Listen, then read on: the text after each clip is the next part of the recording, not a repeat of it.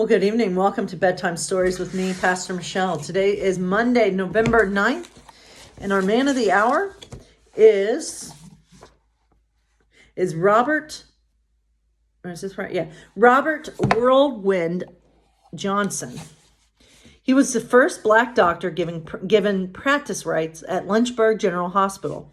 He also created a free junior tennis program for black kids to teach positive values and desegregate tennis in Virginia. His most famous students were Althea Gibson and Arthur Ashe. So let's dive right into our Disney story of the night. It comes to you from Lady and the Tramp, and the title of our story tonight is called Don't Mock Jock. Aunt Sarah was visiting, and she had brought her Siamese cats, C and Am, with her. Before long, C and Am had found the doggy door that led out to the garden. What works for doggies works for kitties, too, hissed C. They slunk out into the garden and found a small hole in the garden fence. They poked their heads through the hole and spied Jock snoozing by his doghouse. Time for a wake-up call? Asked Am. C smiled and nodded.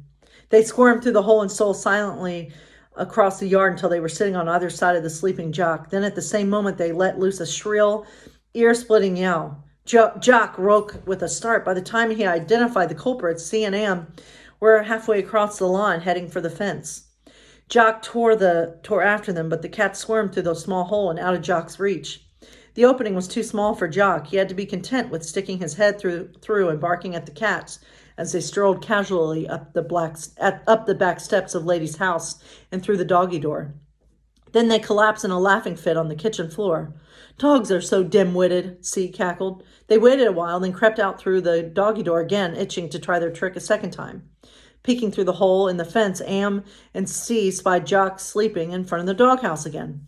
But this time Jock was ready for them. When the cats got within 5 feet of him, the feisty Scotty leaped to his feet and growled. The cats gave a start, wheeled around, and raced for the fence, only to find the way blocked by Jock's friend, Trusty the bloodhound, who stood growling between the cats and the hole. Jock and Trusty chased C and Am around Jock's garden until Jock was confident they had learned their lesson. Then they allowed the cats to retreat through the hole in the fence. This time, C and Am didn't stop running until they were through the doggy door and safely inside. And inside is where they stayed. Well, good for that dog standing up to those cats. So God bless you all, my friends. Stay safe out there.